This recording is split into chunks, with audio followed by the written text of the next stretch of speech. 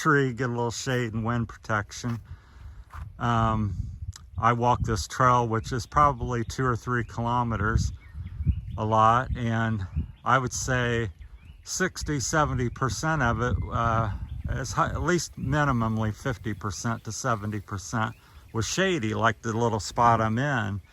And now I walk it, I would say maybe only 10%, and that's happened the last 15 months I've been here.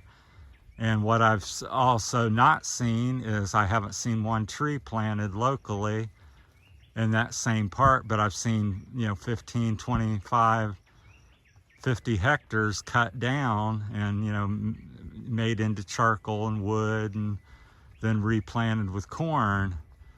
And so when it gets really hot, it just gets even hotter, and when it rains, all the stuff washes down the hill. And I was talking to somebody last year when we were in the rainy season. They said, we've never seen it flood like this.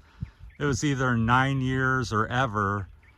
But there's so much, because there's nothing to hold the water on. When it rains, all this hillside just drains right off. There's no shade, no roots and things like that to hold the moisture. And so that's my thoughts on it. And I just think, I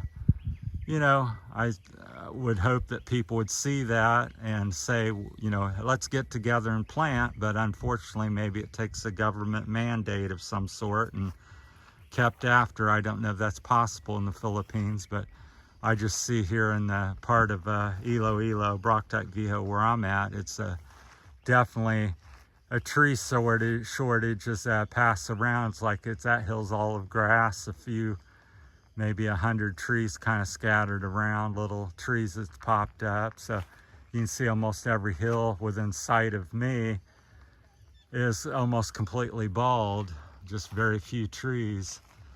And it'll be greatly illustrated. Hopefully it's not too windy when I come over the hill here, because we're on the ocean side.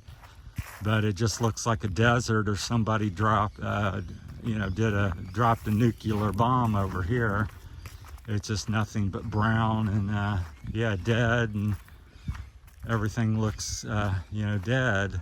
And we had just had a dry spell, which doesn't help. But my point is, I think the dry spell part is just made worse by not having extra trees. So I've also seen this type of stuff in America, where when the Europeans first landed, they go, oh, look at all these buffalo.